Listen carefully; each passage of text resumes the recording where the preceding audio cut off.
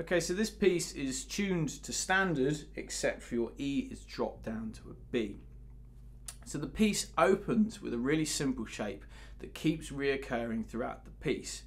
And the pattern that we play on this reoccurring shape appears all throughout the piece with other chords and percussive techniques as well. So it's well worth getting to grips with. This shape is quite simple, just involves 3 fingers, first on 5, second on 6, third on 7 in a diagonal line. And that reoccurring rhythmic riff goes something like this. Okay, so it involves playing the chord first, just 3 notes of the chord, the drop B, G and B. Then thumb comes down to play D.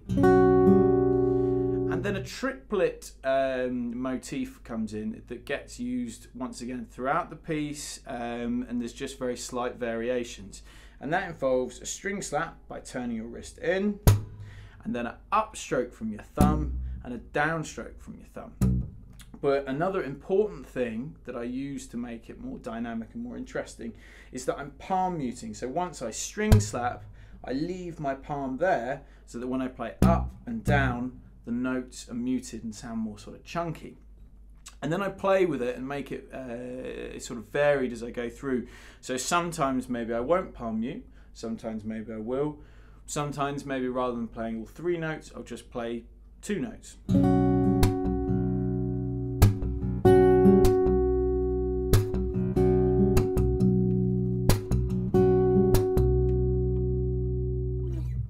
So it's really worth getting to grips with that triplet motion of a string slap, an up and a down, and then try experimenting with it.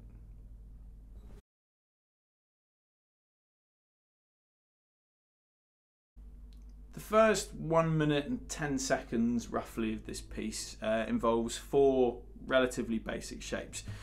We've got this reoccurring shape that we spoke about a moment ago. We've got variations of that, putting our little finger down or barring right across the E.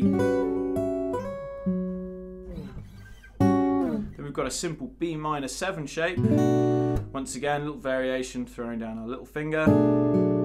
Then this 4-fingered shape. Okay, then we go to this very nice open shape using all 4 fingers, going in a diagonal line, but we're always muting that A string using our little finger. So the first sort of 1 minute 10 seconds just works around those 4 shapes. But about 110, 120, we start to open up into all the different bridging sections. The first 2 chords you'll come across there are relatively simple. We've just got this 3-fingered chord. Should be quite easy for you. Then we've got this big stretch here. This chord appears later again as well, where we've changed the bass note up to here. Then another simple one within the bridging section, where we've got our bar from the D string up to the E, our little finger here, A in the bass. Then we vary that again and go on to the 7th fret on the A string as well. And then this chord, which is almost as common as this first one that we looked at. It's got countless variations as well with different bass notes, or 2 different versions with different bass notes, sorry.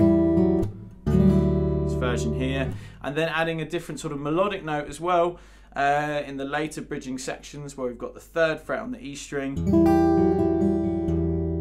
And then down to the 2nd fret as well, big stretch there. So this chord here, as I say, appears in lots of different places and with slightly different fingerings so that you can reach them. Most commonly using 2, 1 and 3, but then a couple of times having to do 3, 2, 4 and then 1 on the melody notes.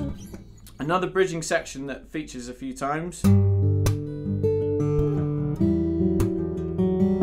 Okay, these 2 chords. We've looked at this one already, but then there's this one, which is a bar over the G, B and E, but you've got your little finger up on 10 on the B, and then your 2nd finger is playing the bass note on 8 there.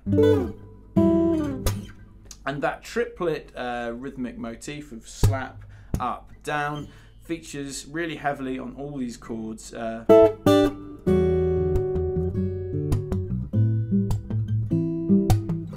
So make sure you're practicing your shapes and remembering that it's probably simpler than you think, and it's just that triplet motif of slap, up and down.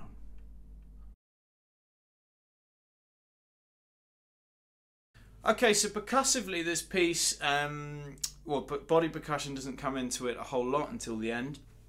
The first time we experience it is the second time round the sort of opening riff, when we have our very commonplace, so our triplet sound again, and then we have, okay, which probably sounds slightly more complicated than it actually is. It's just triplets again, really. We start with slapping a sort of a harmonic with our fretting hand. I use my middle finger, aiming for those lower notes, just bouncing enough of that fret to create a harmonic. Okay, and then our right hand turns in to hit the body to make a sort of a tom sound, and then our fret hand hits the front of the body or the side of the body, it's up to you. Okay, then we get our fingers hitting the side of the guitar for a rim shot sound. Okay, and once we've done that, we go back to hit the harmonic sound again, and then we have a string slap.